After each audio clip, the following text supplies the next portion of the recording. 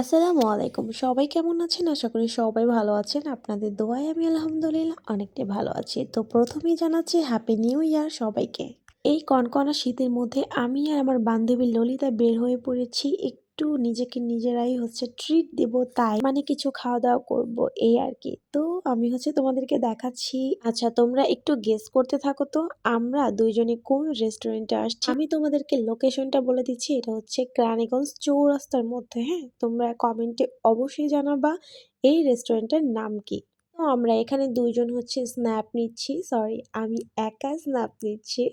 তো আজকে এত পরিমাণে শীত ছিল বাহিরে আমি জাস্ট ভাবতেই পারি নাই। মানে রিক্সার মধ্যে উঠছি জাস্ট ভাবতেও পারি নাই আমাদের পুরো শরীর থরথর করে কাঁপছে। মানে আমরা শীতের জামা পরে আসছি মানে এগুলাতেও মানতেছিল না। এত পরিমাণে শীত ছিল।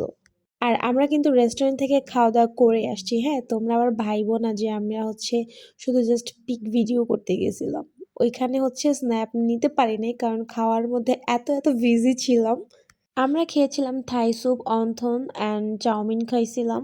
তারপর খাওয়া-দাওয়া শেষ করে আবার লায়নে আসছি, একটু ঘোরাঘুরি করলাম। এখানে স্ন্যাপ নিতে আসছিলাম, আরেকটা কাজে আসছিলাম। তারপর খাওয়া-দাওয়া শেষ করে চলে এসেছি বাসায় অ্যান্ড বাসায় এসে রাতে উঠে পড়েছি এই ঝলমলে আকাশ দেখতে। আমাদের ছাদে উঠে দেখি বাচ্চারা একটা আয়োজন করেছে অ্যান্ড আশেপাশে বাজি ফোটানো হচ্ছিল।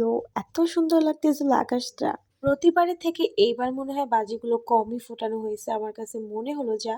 আর আমি শুধু একটা তারাবাতি ঘুরাইতেছিলাম সেটাতেই অনেক ভয় পাচ্ছিলাম। তো যাই হোক ভিডিওটা এই পর্যন্তই। সবাই ভালো থাকবেন।